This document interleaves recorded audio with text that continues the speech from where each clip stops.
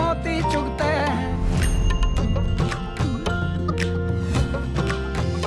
पर्वत झूम रहे, नदियां नाच रही, घर घर थाल कटोरी मटकी ढोलक बाज रही।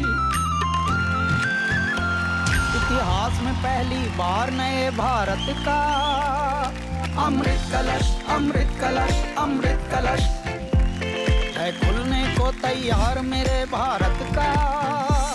अमृत कलश, अमृत कलश, अमृत कलश।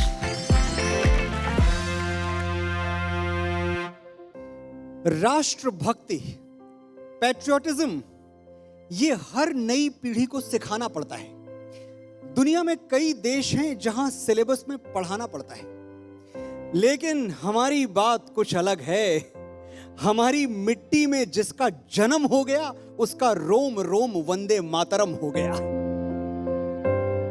जिसकी नसों में मां भारती का रक्त है वही देशभक्त है। वो कुछ बात है हमारी मिट्टी में कि इसके जर्रे कभी आंसुओं से नम नहीं होते। यहां बलिदानियों की चिताओं पर मातम नहीं होते। सर झुकाने वाले यहां पैदा नहीं होते और सर कटाने वाले कम नहीं होते। वाह! जहां डाल डाल पे सोने की चिड़िया और पग पग पे वीरों का बसेरा, ऐसा देश है मेरा।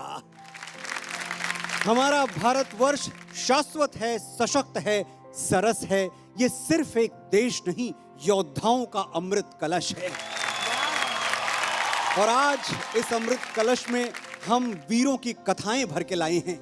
आज हम सेलिब्रेट करेंगे उन शूरवीरों को जिन्होंने हर युग, हर सदी में तलवार की धार पे सर रख दिया लेकिन देश का सर नहीं झुकने दिया।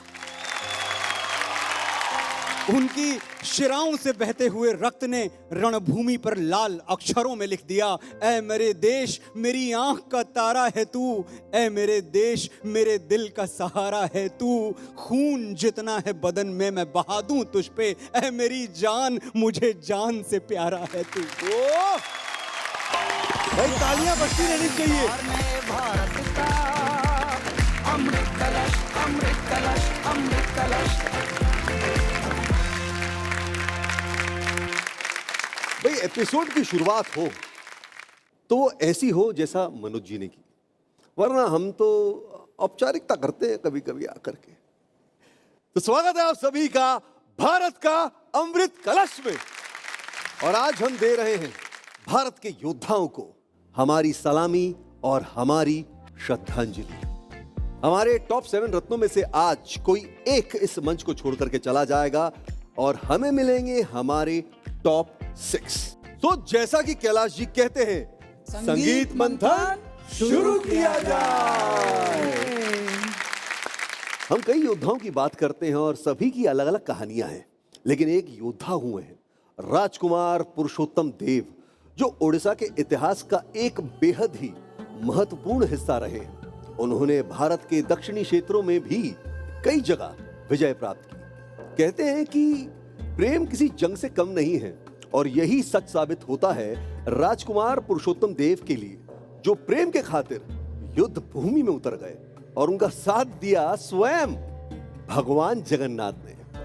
वो खुद अपने भक्त के साथ पद्मावती के पिता के खिलाफ युद्ध भूमि में उतर गए, क्योंकि पद्मावती के पिता जो राजा थे उन्होंने रिश्ते के लिए इसीलिए मना कर दिया क्योंकि भगवान जगन्नाथ के रथ की वो सफाई किया करते थे। सो इसी भक्त और भगवान की कहानी बताने आ रही हैं उड़ीसा से बरनाली होता।